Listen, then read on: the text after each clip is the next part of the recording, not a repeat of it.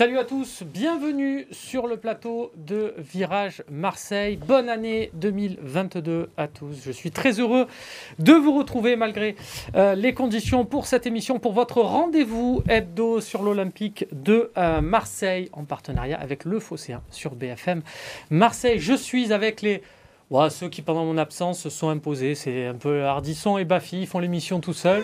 Je sais pas qui est Bafi. Eric Dimeco. Jean Valdic, allez, ça va, je veux bien être Bafi. Moi, salut, meilleurs vœux les amis. Bonne année à tous. Et puis, désolé. Hein. Bon, ça permet de ne pas se raser, du coup. On n'a pas obligé de faire des efforts. Ça se voit pas, voilà, exactement. Vous êtes accompagné par, ça tombe bien, un compagnon de route. Voilà, une légende journalistique, Avi Assouli. Trop d'honneur, bonne année. Et puis... On va dire que vous avez des beaux yeux, messieurs. Oui. Très bien, on va rester là-dessus pour lancer tout de suite le débat et les débats qui vont nous attendre sur cette émission. Virage Marseille, c'est maintenant.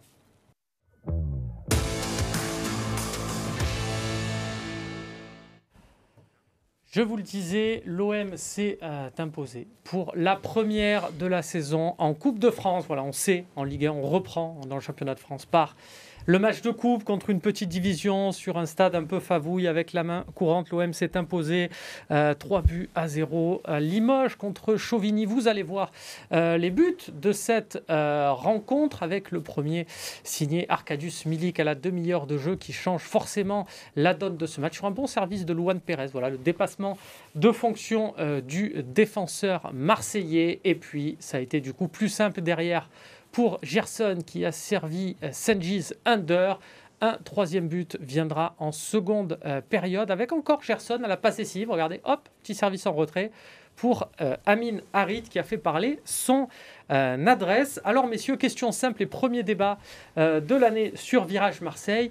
Je commence avec toi, Eric. Est-ce que c'est une victoire 3-0 quand même ou ce n'est absolument pas significatif, c'était une Nationale 3 en face? Oui, bon, on va pas commencer à faire des débats et à tirer des enseignements de ce genre de match. Par contre, moi, j'ai envie d'insister sur deux choses. La première, c'est qu'on a eu tellement d'accidents à ce stade-là de la compétition ces dernières années qu'on va mettre en avant le professionnalisme, entre guillemets, parce que c'est pas parce que les gars n'étaient pas professionnels qu'ils passaient pas, mais toujours est-il qu'il y a eu de grosses déconvenues. Donc voilà, le job a été fait proprement. Et deuxième chose, c'est la compo que met Sampaoli, équipe type, avec une défense. Alors équipe type, je ne sais pas si c'est vraiment l'équipe type finalement, parce que je ne suis pas sûr que derrière, on voit ça dans les prochains matchs, mais en tout cas, voilà, il y avait du lourd sur le terrain, c'est-à-dire qu'il y avait 80-90% de ce qui ressemble à l'équipe type. Et ça montre que les paroles rejoignent les actes finalement, parce que Sampaoli nous dit souvent que tous les matchs sont importants, que la Coupe de France est une compétition importante, que l'OM a besoin de gagner des titres. Là, au moins, on le voit et dans la compo et dans ce que font les joueurs. Moi, j'ai envie de ressortir que ça de ce match-là, parce qu'après, on va tirer des enseignements qui se vérifieront peut-être pas dès vendredi prochain. Alors, Flo, Eric nous disait, c'est peut-être pas la défense qu'on reverra en Ligue 1. On précise, donc c'était défense à 4 avec Boubacar Kamara latéral droit et Gerson en sentinelle. C'était peut-être ça un peu la nouveauté.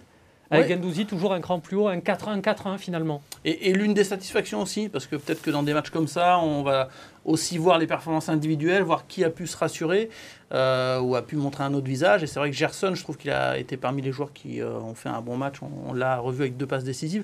Après, ça a été un petit peu forcé par...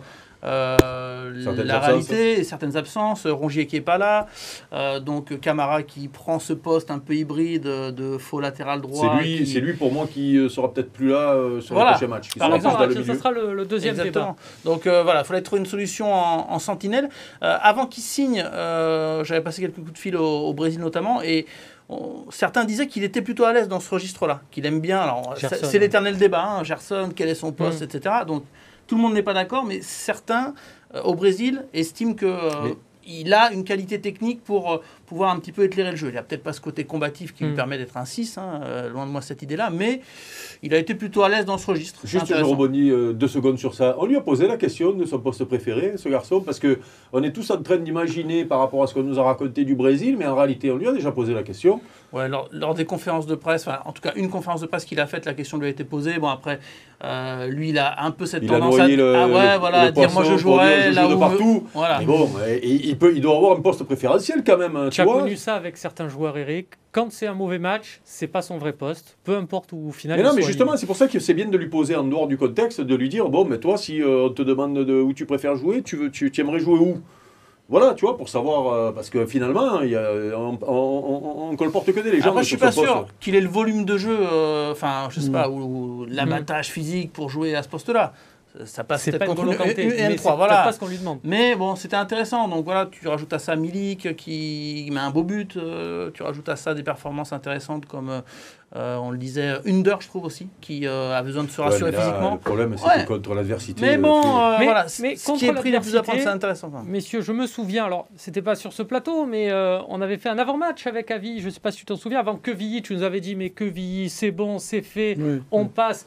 On a connu une désillusion. Est-ce que, voilà, à la lumière de toutes ces désillusions, on est un peu plus méfiant sur ce genre de rencontre et il y a un vrai ouf de soulagement? Mais bien sûr, d'ailleurs, Eric et Flo l'ont raconté ici même. Bien sûr qu'on avait une appréhension. On se rappelle tous de Carquefou, Eric encore plus.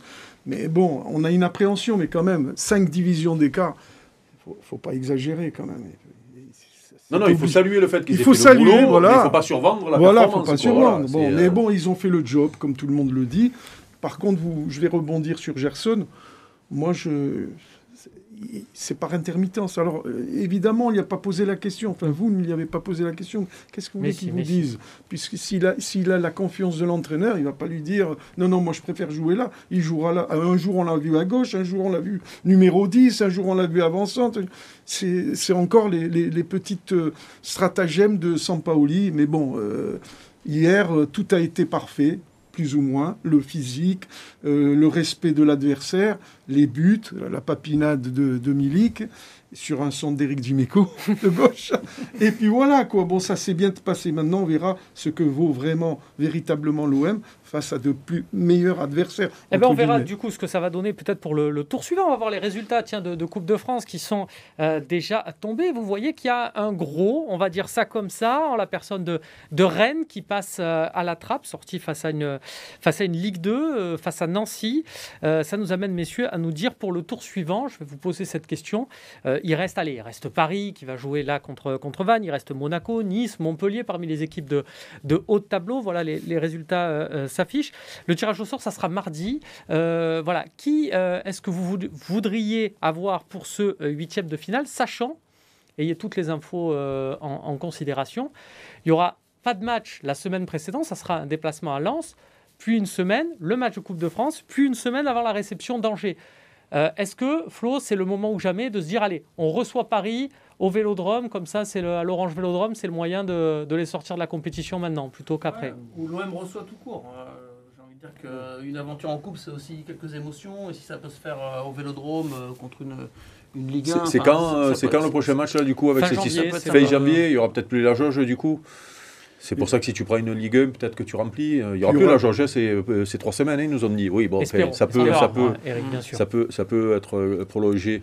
Non, bon, moi, je pense que quand tu es l'OM et que tu rentres dans ce genre de compétition, en plus, il n'y a plus la Coupe de la Ligue, il faut avoir comme ambition d'aller gagner la Coupe de France. Donc, pour gagner la Coupe de France, c'est soit que tu reçois...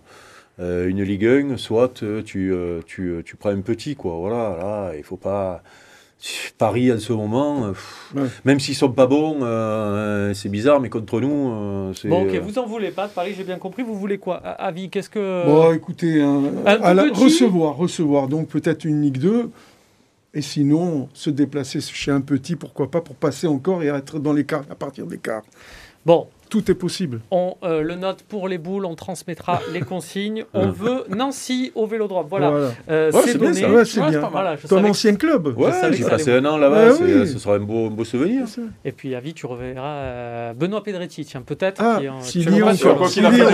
Déjà là, il devait pas y être, il a fait une pige. Je suis pas sûr que... C'est pas sûr. Mais bon, on parlait de jouer une Ligue 2. Alors, on va pas jouer les oiseaux de mauvais augure et se porter l'œil, mais on va jouer une équipe peut-être du même niveau vendredi, puisque c'est Bordeaux avec beaucoup d'absents. Vous allez voir, messieurs, la compo de Bordeaux en Coupe de France qui s'est fait balayer à Brest, et vous allez voir pourquoi. Il y avait quasiment personne dans l'équipe puisque tous les joueurs sont indisponibles pour Covid ou blessure. Il y a eu le petit Pembele qui nous avait mis, prêté par le PSG, qui nous avait mis un but au Vélodrome à l'aller, donc attention. Il y a Elise qui a mis pas mal de buts, qui peut jouer attaquant. Wang Brillant qui s'est blessé devant et qui a été remplacé par un joueur qui s'est blessé 10 minutes plus tard. Enfin voilà, c'est assez catastrophique. Il y a beaucoup de jeunes, de joueurs qui sont d'habitude dans la réserve de Bordeaux.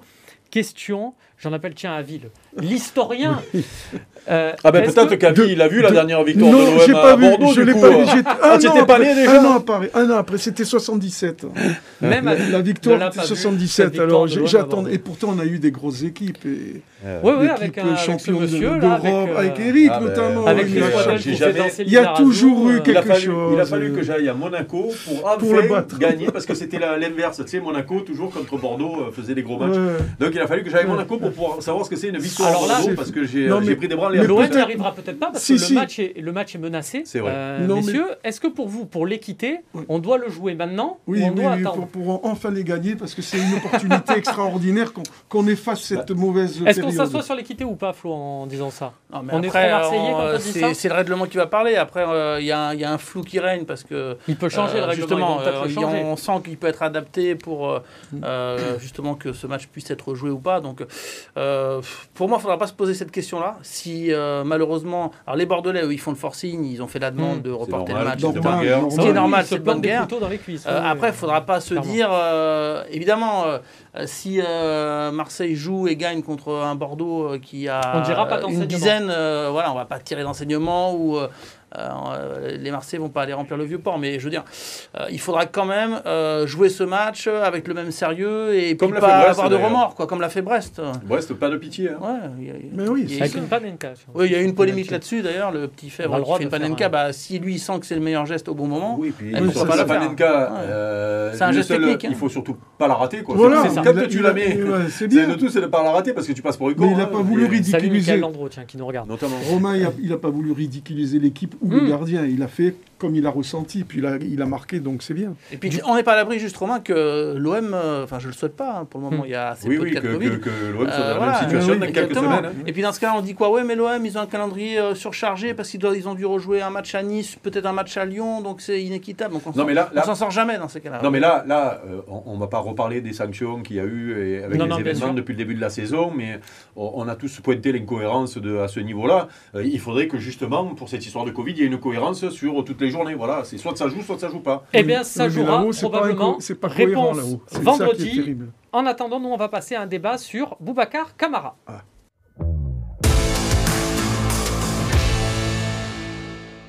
On est de retour sur Virage Marseille, deuxième partie de cette première émission de 2022, avec un débat sur Boubacar Kamara, formé à l'OM titulaire dimanche contre Chauvigny. Il a fait 80 minutes à ce poste hybride, latéral droit, milieu défensif, mais il est toujours à 6 mois de la fin de son contrat et il peut même légalement s'engager pour la saison prochaine avec une autre équipe sur le continent.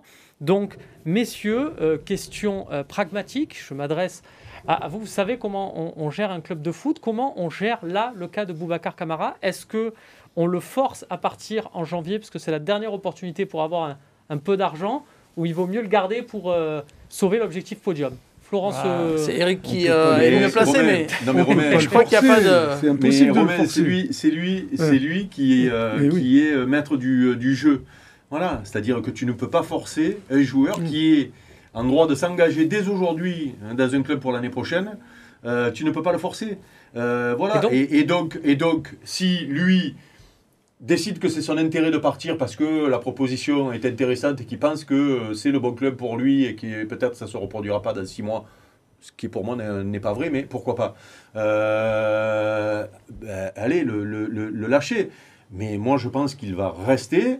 Et dans ces cas-là, il faut en profiter sur les 6 derniers mois. C'est un joueur qui est important pour moi et qui, s'il est en forme, doit être sur le terrain. Après, s'il perd sa place sur le terrain, mais tiens, mais un autre, il y a de la concurrence à ce poste-là. Mais il faut s'en servir, il ne faut pas faire la connerie qui a fait Paris avec Rabiot, de le mettre de côté parce qu'il n'a pas voulu prolonger ou pour le punir et de se punir aussi. L'OM n'a pas les moyens de se passer d'un Camara en pleine forme. D'ailleurs, ce qui est bien, Romain, c'est que Sampaoli, il est conscient de tout ça. Évidemment, il parle avec Longoria, etc. Mais il n'a jamais, j'ai l'impression, pris en considération les enjeux contractuels et de transfert dans ses choix. Alors certains disent ouais c'est bizarre, ils mettent Chalet-Tatsar en vitrine, etc. Bon, peut-être qu'il y avait un petit peu de ça, moi j'ai du mal à y croire perso. Moi je pense qu'à un moment donné on avait besoin de Chalet-Tatsar. Voilà, c'est que lui en avait besoin, il s'est dit finalement il m'apporte... Lui c'est un coach, il est jugé au résultat. Exactement, et pareil pour Camara. À aucun moment j'ai senti qu'il le punissait de ce qui s'était passé. Et puis pour en revenir à ce que disait Eric, il nous a déjà prouvé, Bouba Camara, qu'on pouvait pas le forcer à partir parce qu'ils ont déjà essayé. Rappelez-vous, fin août, il y a un Newcastle qui propose, c'était une petite somme, prêt plus option d'achat, etc. Lui, il a dit non, ça m'intéresse pas. Donc, comme le dit Eric, il a les clés. Si par miracle, il y a un club qui se présente en janvier, qui comprend la situation et qui se dit attention, là c'est un cas à part, faut qu'on prime à la signature, transfert intéressant, il faut qu'on contente tout le monde. Laurent, là, ce sera un petit miracle pour l'OM. Mais même s'il y a un club qui serait intéressé vraiment avec une bourse importante, le dernier mot, c'est quand même Camara qui il va dire non. Messieurs, voilà. Sauf si le club l'intéresse. C'est ce que je disais. Merci à Florent et Eric d'avoir posé bien les enjeux de ce débat. Avis, on va poser la question différemment. Est-ce qu'il faut tout faire pour le faire partir ou tout faire pour le faire rester sur ce mercato-là de janvier? La réponse, est-ce que l'OM a les moyens de le conserver? Je réponds non. De le concerner sur les 6 mois, peut-être? Sur les 6 mois, il restera, il fera ses matchs parce qu'on en a besoin. Le problème, le principal dans ces cas-là, quand tu es dans les 6 derniers mois, le club n'a plus les clés, je le dis, je le répète. Le danger, c'est d'être avec un garçon qui pense à sa gueule, qui n'a pas l'esprit club et qui fait en sorte de ne pas se blesser. C'est-à-dire, il a déjà signé au mois de janvier ailleurs et il finit ces 6 derniers mois tranquille. C'est-à-dire, il joue pas le jeu et il respecte pas son employeur, son club formateur et son contrat. Là, je pense vraiment qu'on a un garçon qui, même si peut-être il a déjà peut-être signé ailleurs, on ne le sait pas. Hein.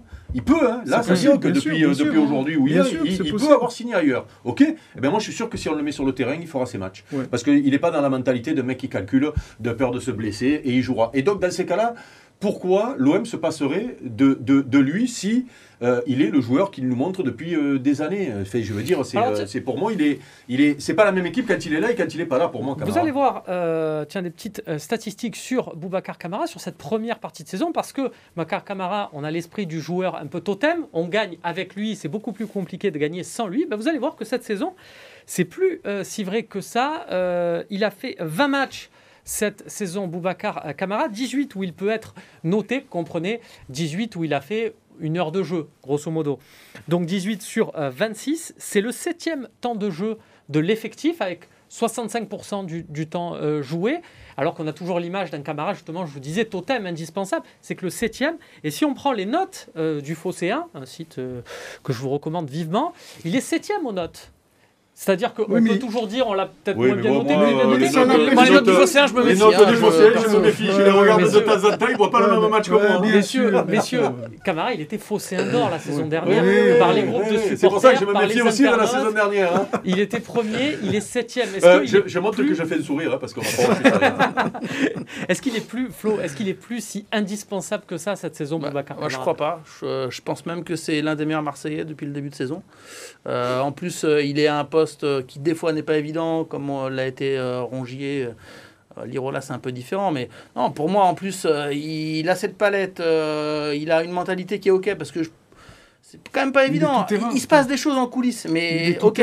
Oui, non, mais je veux dire, il se passe des choses en coulisses, OK. Il y a des tensions, peut-être. Ça l'a perturbé, parce qu'il y a un match où il est passé à travers. J'ai souvenir, écoute-moi, je les ai commentés en Coupe d'Europe sur les 3 matchs extérieurs. J'ai souvenir que d'un match où je l'ai vu passer à travers. Et je me demande si c'est pas Galatasaray. C'est Galatasaray. Sinon, pour moi, il est toujours sur la même ligne. Ce garçon, il est toujours bon ou souvent très bon. Mais le pire, c'est que il rend les autres bons. Oui, parce que il est moi, je bonifié. veux bien, moi, les stats, les machins, moi, on peut me raconter ce qu'on veut, les notes du Phocéen, je rigole pas, là, je les lis. Des fois, j'ai pas l'impression de voir le même match. Par contre, il y a un truc que beaucoup ne voient pas, c'est que lui, dès qu'il est sur le terrain, les autres à côté, c'est plus facile, parce qu'ils colmatent les brèches. Ils viennent se mettre au milieu de la défense centrale quand il y a besoin. C'est-à-dire que ce mec-là, tactiquement, il est plus intelligent que les autres. Alors ça, c'est sûr que c'est pas spectaculaire, c'est pas les petits coups de patte et les machins.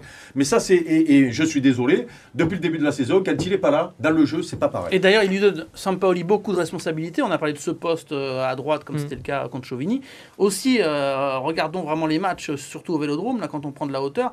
Il a ce rôle parfois de redescendre quasiment en tant que libéraux pour permettre d'écarter sur les côtés. C'est un jeune joueur qui a pris un gros volume de jeu, qui a pris de l'expérience. Sampaoli lui fait confiance. Et voilà, il faut mettre de côté, c'est ce que je voulais dire, les petites tensions qu'il y a en coulisses, et puis se référer au terrain. Et sur le terrain, il est bon. Sur le terrain.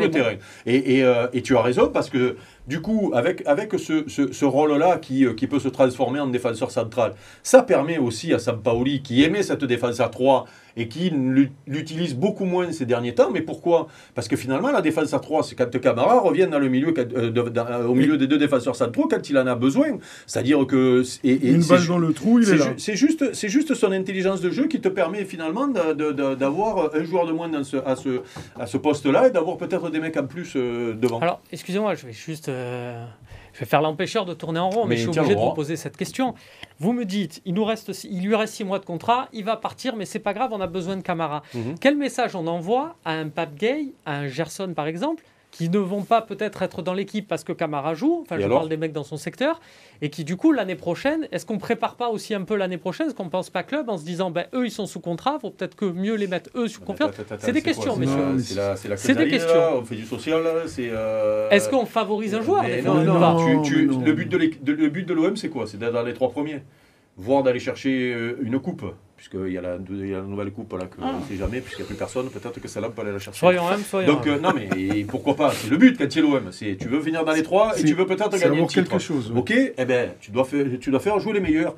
Et les deux que tu nous cites, qui ne se plaindront pas, ils sont moins bons que Camara. Eh ben, ils regarderont de la tribune ou du banc de touche, et s'ils sont meilleurs, ils iront sur le terrain. Là, il n'y a pas de social à faire. Et d'ailleurs, Sampaoli, c'est ça, il a raison, Flo. Il n'est pas dans le... Il y a des coachs qui sont... dans le long terme, dans l'intérêt du club, qui vont faire des choix par rapport à l'intérêt du club. Dans les calculs. Et ça existe, et ça peut être respectable, parce qu'il fait partie, c'est une entité du club. Sampaoli, lui, il est dans l'efficacité. Et dans le court terme. Voilà, exactement, dans le court terme. Et il a surtout des comptes à rendre, c'est-à-dire à la fin de l'année, quand il sera dans les 3 premiers, il dira, voilà, moi, je suis Ligue des Champions.